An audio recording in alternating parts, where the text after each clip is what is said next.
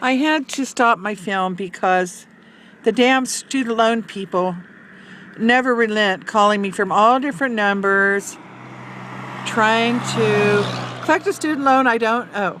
The government canceled it, put on my credit record, the loan had been paid off, and everything was fine. That doesn't stop them. Somebody gave them a contract out of some great big list they got off of Facebook or something. And as far as they're concerned, I owe that loan forever, no matter if it's paid off or not. And so they interrupt everything I do in my night life.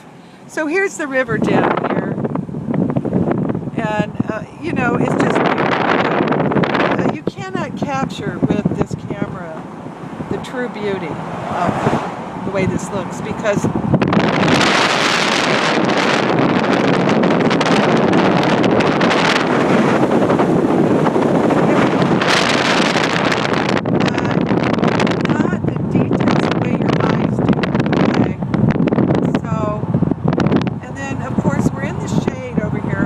side of the road. That's why it looks so dark in the road, and that makes it very cold. Now, this video is being taken in mid-January 2013, and yet, you looking out here at the Oregon landscape, you can see that it's sunny and green, just like spring.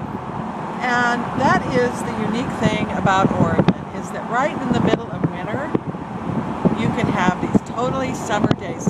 California is the same way. The difference in Oregon is it's totally greener and it's not as populated. The people are nicer. The police are nicer. It's cleaner. The rivers and water are cleaner. The parks are less congested. There's zillions of parks in Oregon, but I'll tell you one thing. These drivers, there's one thing on earth they hate, and you'll see it as everyone passes me on this dangerous road that actually has a double yellow, meaning don't pass. But these people are in an eternal rush, and there is only one thing they can do.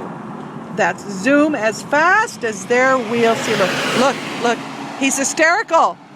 If he's 5 minutes later getting home from his job or to where he's going, and by the way, if you went down this road as fast as you could, which really wouldn't be over 40 miles per hour, you would not get to Coquille more than 5 minutes faster than if you just drove slowly and carefully. But this is how they are, and there's nothing you can do about it. And they will get behind you, and they will drive 1 inch behind you. Now you see over here, in the rainy season, a lot of this area gets swampy. And personally, I would not want to live down here. If I lived near the river, I would want to live on a hill.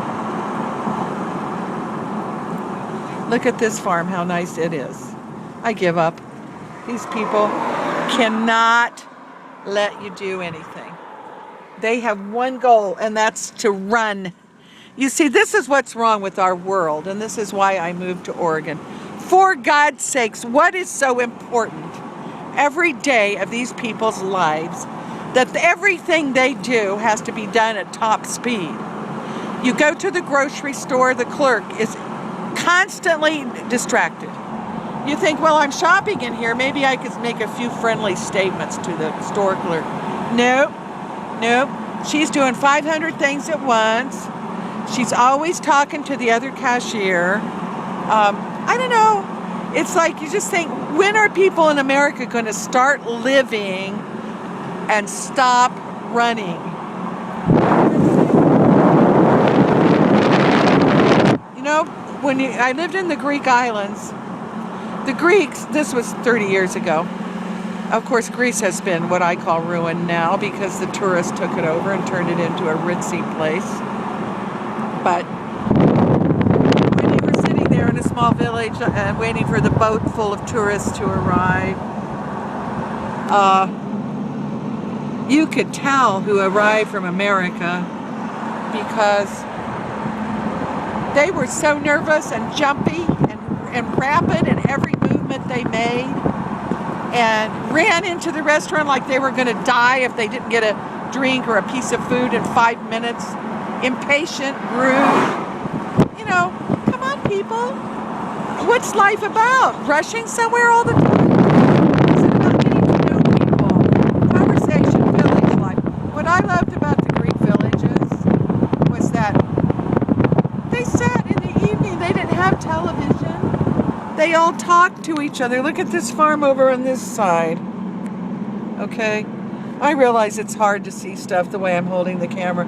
Okay, I'm going to stop this segment because I don't want these segments to be too long. So one more look over here, and then we'll stop.